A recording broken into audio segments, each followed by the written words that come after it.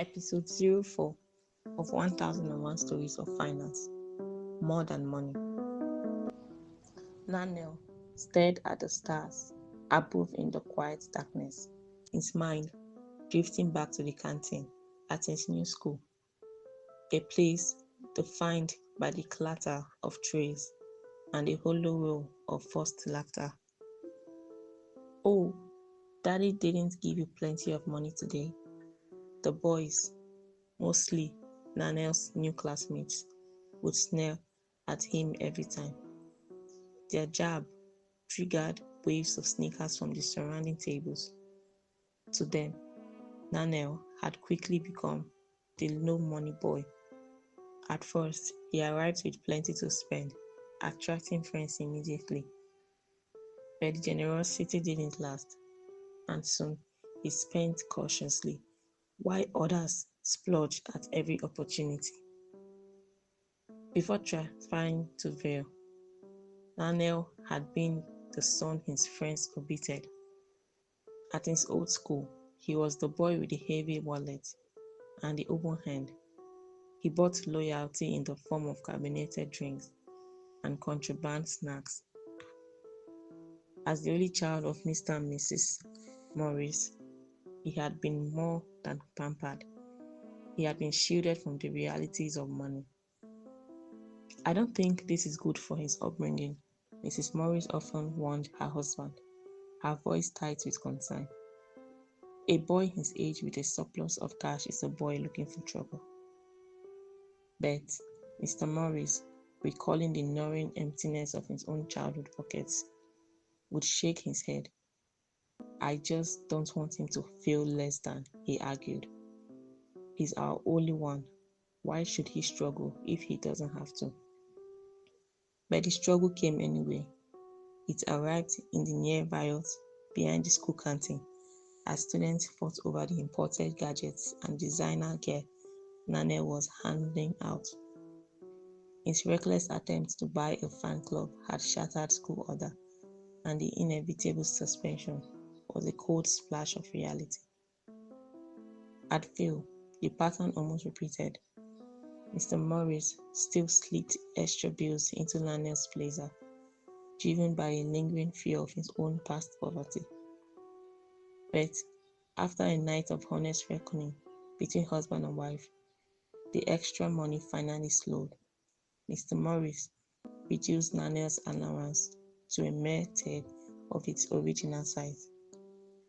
Dad, why?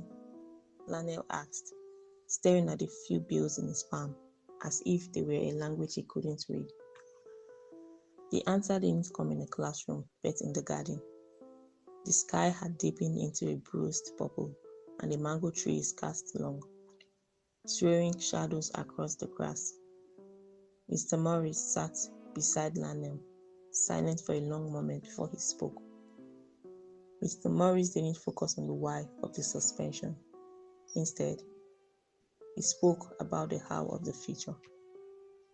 He explained to Lanel that money wasn't a trophy to be flaunted or squandered on imported gadgets and fleeting status. It was a seed. Lanel stayed quiet, the usual urge to argue replaced by a sudden, heavy curiosity. His father's voice was low as he began to deconstruct the magic behind the curtain. Compound interest, the nature of assets, and the steady, quiet hum of growth. For the first time, Lanel felt the pull of actual potential, the realization that money could work for him while he slept, rather than being wasted to buy a crowd that would vanish by graduation. Lanel's eyes lit up as the realization finally clicked. My friend at my old school, Tope, he never just spent, Lanel said, voice low as he glanced at the bills in his hand. He was always talking about how his money was growing. I thought he was just being cheap. Lanel looked up at his father, a new respect in his gaze. Now I see, Toby was being smart. His parents taught him well, I'm sure, Mrs. Morris said, stepping into the shadows of the mango trees with a quiet smile. Toby understands the seed principle. Lanel, you can either eat your seeds today and go hungry tomorrow, or plant them and let them feed you for a lifetime. For the first time, Lanel realized his father wasn't giving him a fish. He was showing him how to cast the net. Exactly what Mrs. Morris had hoped for all along.